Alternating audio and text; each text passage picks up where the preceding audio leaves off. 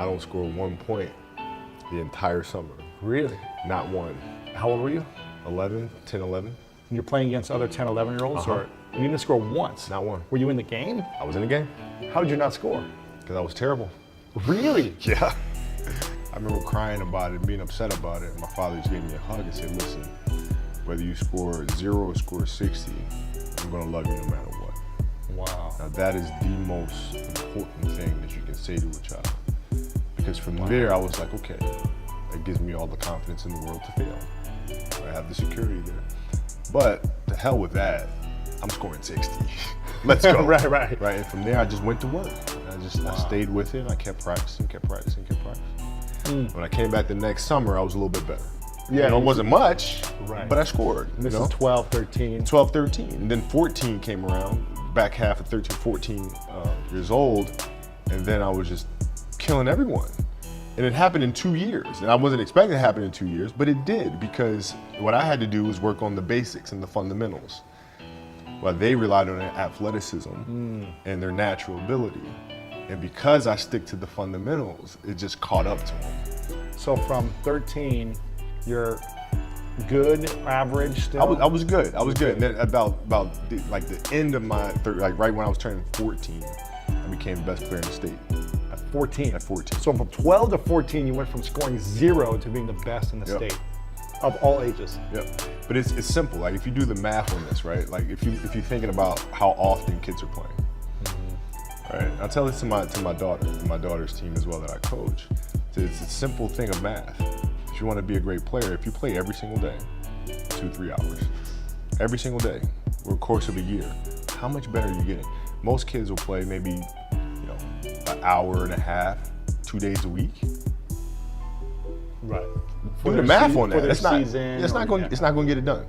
It's not going to get it done, right? So if you're obsessively training 2-3 hours every single day over a year, over 2 years, You're accelerating. you make quantum leaps, man. Show up every single day, do the work. And this guy is the best.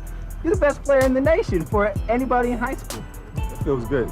It's great confidence, but you have to keep moving on. Cause I know a lot of guys who've been #1 in the past years, and it just fell off a cliff. So I have to keep working hard, and hopefully everything will work out. I'll be #1 in the future. You also said that you want to play against Michael Jordan before he retires. He's only got probably 3 or 4 more years left, so. I know he's an old guy. He's an old guy. But nah, that'd be something that I love to do because, I watched him growing up.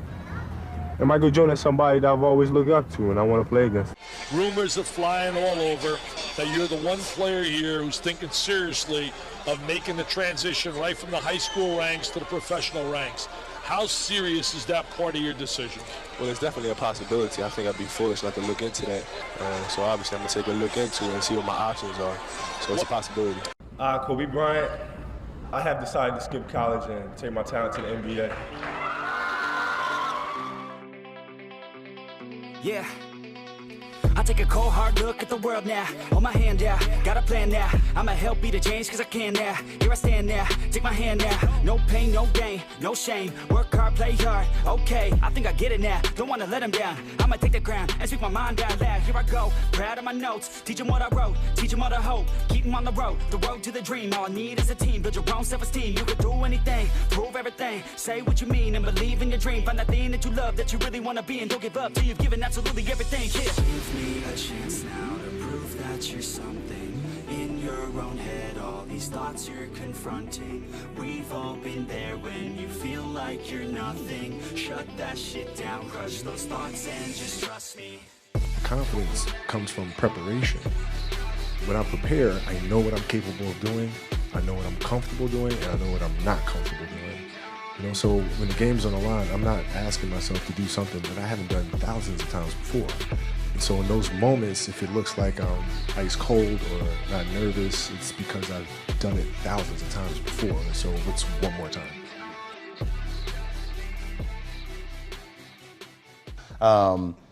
But I remember we were playing against the Lakers, Tom, and we were out here in LA.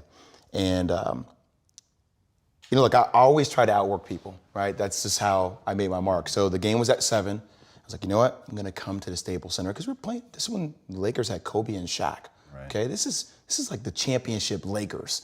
was like, I'm gonna get there at 3 o'clock, and I wanna make sure I make 400 made shots before I go back into the room, and then I sit in the sauna and I get ready for the game.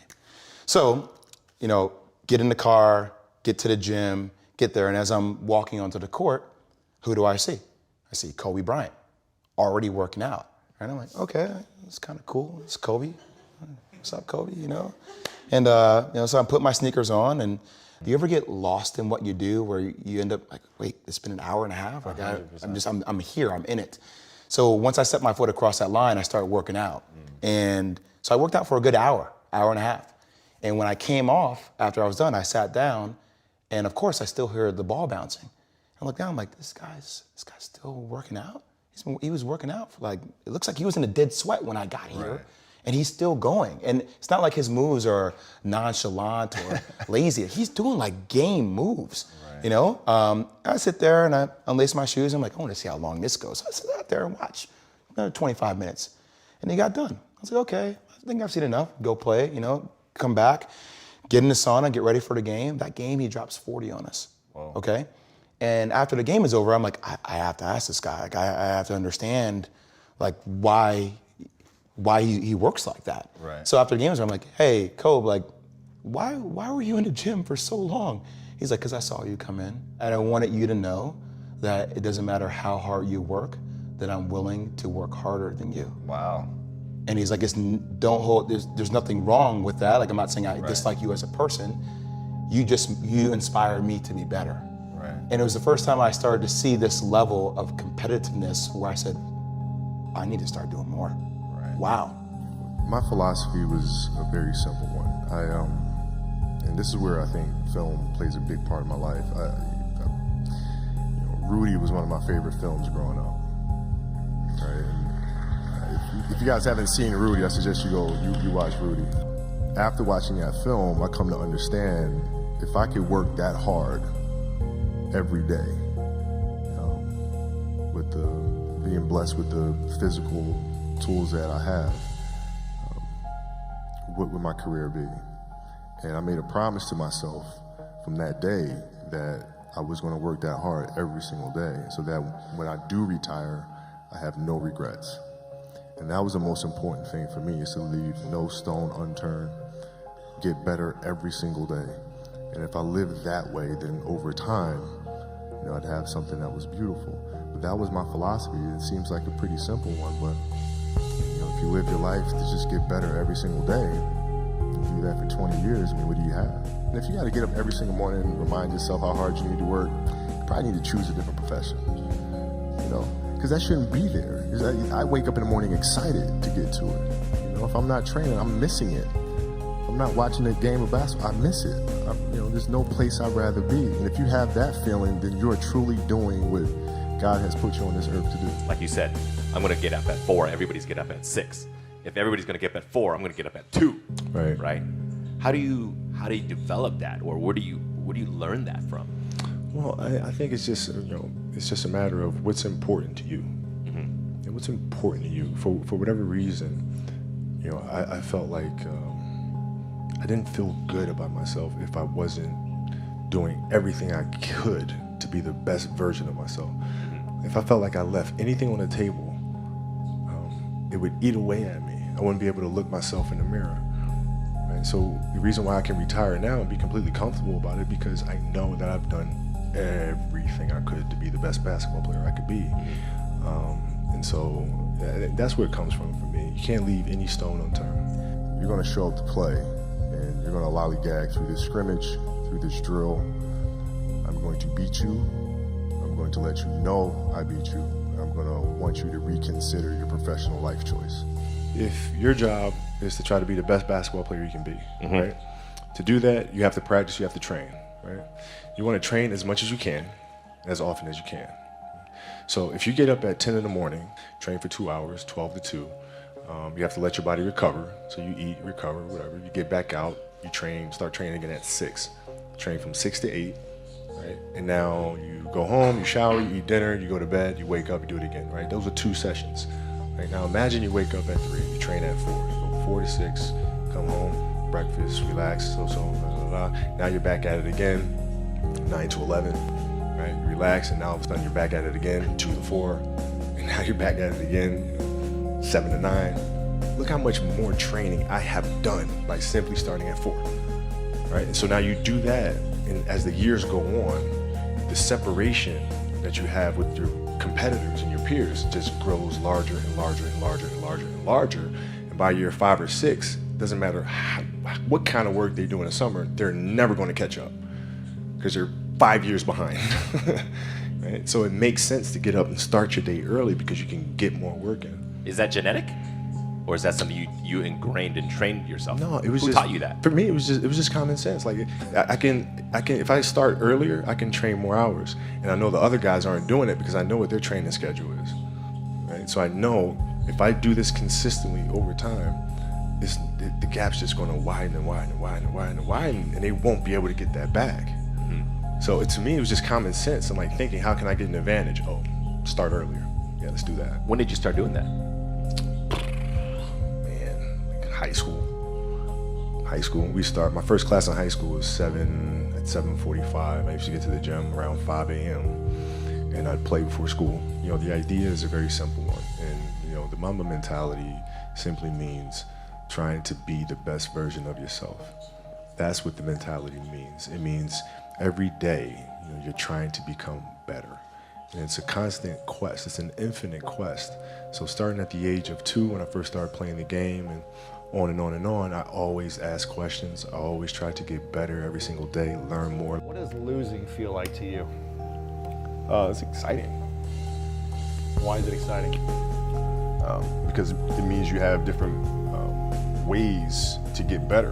There's certain things that you can figure out, that you can take advantage of, right? Certain weaknesses that were exposed that you need to shore up, right? So it was exciting. I mean, it sucks to lose. Right. But at the same time, there are answers there if you just look at them. Because you get the information from losing more than from winning, probably. Yeah. I mean, the answers are there when you win too. You just have to look at them. Yeah. Right. So it's a constant process. It's exciting when you win. It's exciting when you lose, because the process should be exactly the same, whether you win or you lose. As you go back and you look and you find things that you could have done better. You find things that you've done well that worked. You figure out how did they work, why did they work, how can you make them work again. Yeah. And but the hardest thing is to face that stuff. You know, the mistakes that you've made in that game, you have to do the hard stuff and watch that game and study that game to not make those mistakes over and over again just because you weren't brave enough to face it. You got to deal with it. Face it. Got to deal with it. Face it, learn from it. And what was your routine and ritual like after every game? Would you watch almost every game over, or certain games? All of them. Every game you Every watch? game. Every game. The whole game back? The whole game. No way. Yeah. We're watching the start of the game to gosh. the end of the game. And not like the TV feed. We're watching the in-arena feed. The layup line, the timeouts. Oh my gosh. Yeah. Rewinding, stopping, fast forward, rewinding, slow motion, every little thing, every game of that season. That's one of the keys, you think? It's like if you're not watching film, whether it be as a speaker on stage or a performer and a musician, if you're not watching yourself back. You gotta learn, man. I mean, Yeah. Beyonce's same thing. Really? After a performance, she's immediately on her laptop rewatching the performance. No way. Yes, seeing how to do things better. What could we have done differently? Right? I mean, it's an obsessiveness that comes along with it. You want things to be as perfect as they can be, understanding that nothing is ever perfect. But the challenge is try to get them as perfect as they can be. Mm-hmm. And what can you do? It's in your control. So control what you can. I can watch film all day long. It's going to help me Get better. Yes. I played a lot of different sports, but nothing brought me the sense of peace and of escape, you know, that the game of basketball did. You know, the smell of like brand new sneakers and like the sound the ball makes when it hits the ground, and the ball going through the net, like all those things I love. And so the passion comes from that, because once you have that love, you just want to be a part of this thing all the time. Mm-hmm. How do kids find that passion then? I think as parents, we try to put them in different things, try to expose them to as many things as possible, and then see if there's one thing that connects with them. You know, because if it does, you don't have to tell them to do it. You know, whether it's writing or painting or drawing, you know, if they have that passion, you don't have to tell them. They'll go off and do it because it's just fun. They'd rather do that than anything else. What does that mean to be fearless? Why is that such an important part of the Mamba mentality? Well, man, because I think the greatest fear that we face is ourselves, actually. You know, I think it's not anything that's external or anything that's superficial. I think the greatest fear you face is yourself, because you know, we all have dreams, and it's very scary sometimes to accept the dream that you have, and it's scarier still to say, okay, I want that, because you're afraid that if you put your heart and soul into it and you fail, then how are you going to feel about yourself, right? So being fearless means putting yourself out there and going for it, no matter what. Go for it, not for anybody else, but for yourself. When you got to the league, you were 18. Did you have any fears? Yeah, I mean, you know, I had fears that everybody was going to be right. I made a poor choice, poor decision. Jump from high school to the NBA. And I wasn't going to amount to anything. So that was always in the back of my mind, for sure. The way we approach the game, the same way we approach life. You do the right thing. You make the right play. Make the right play. And in life, it's the same thing. What do you feel in your heart is the right thing to do? And you do that. You know, it seems so simple, but sometimes the simplest things are the hardest things to do. Dance beautifully in the box that you are comfortable dancing in. So like, everybody's box is different. My box was to be extremely ambitious within the sport of basketball. Your box is different than mine, right? Every kid here has their own box, but it doesn't mean that your box isn't as beautiful as mine, right? Everybody has their own. It's your job to try to perfect it and make it as beautiful of a canvas as you can make it. And if you have done that, then you have lived a successful life. You have lived with Mamba mentality. Right? So it doesn't mean you have to go out here and do all of these crazy things. I'll have to be like this person or that person. No, what are you comfortable being? What is it that you want to do with your life? And once you have that, then you try to live it to the best of your ability. Every kid, every person has the ability to put one foot in front of the other. One step at a time. Right? So like, if you're saying, okay, I'm going to climb Mount Everest, you're at the bottom of the mountain and you look up and you're going, I'm not going to climb Mount Everest, right? But if you break it down into sections and you just one foot in front of the other, one step at a time, next thing you know, you're at the top of the mountain. I just looked at it as, I want to be one of the best basketball players who've ever played. That's the end goal. Okay, how do I get there? How do I get there? And every decision I made in my life was centered around the process of helping me eventually get there. You know what I'm saying? So I had that purpose, and once I had that purpose, every decision that I made was centered around that purpose. You look back upon it now, where do you see yourself? Did you do everything you wanted to do? Did you become the best basketball player? What my goal is changed drastically as I got older. So like, as a kid, I said I want to be the best ever. Right? And now you go through your life and everything you do is try to be the best ever, be the best ever, be the best ever. And as you get older, you start understanding that those things are very superficial things. Right? And everybody has a different opinion about it. No matter what you do, I can win 20 championships. There's always an opinion on who's the best. Everybody has different opinions. And so I started really kind of understanding, maybe that's not the important thing. Maybe the important thing is to, you know, how do we as a team grow?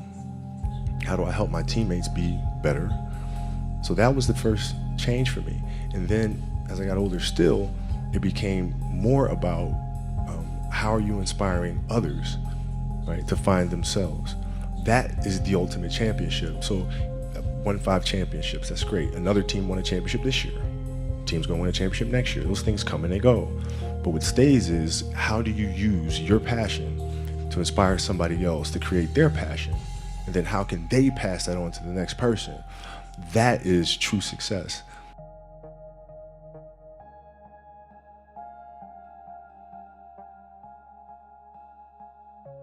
We're here to celebrate greatness for 20 years. Excellence for 20 years. The other forward for the final time, number 24 on the floor, 6'6". School 5-time world champion, Kobe Bryant. Close out Kobe Bryant's career with a win and one of the great farewell performances in any sport. Man,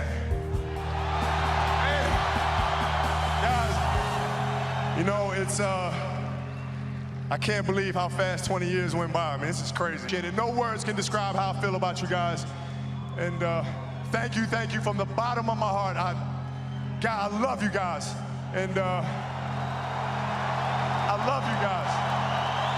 And Mamba out.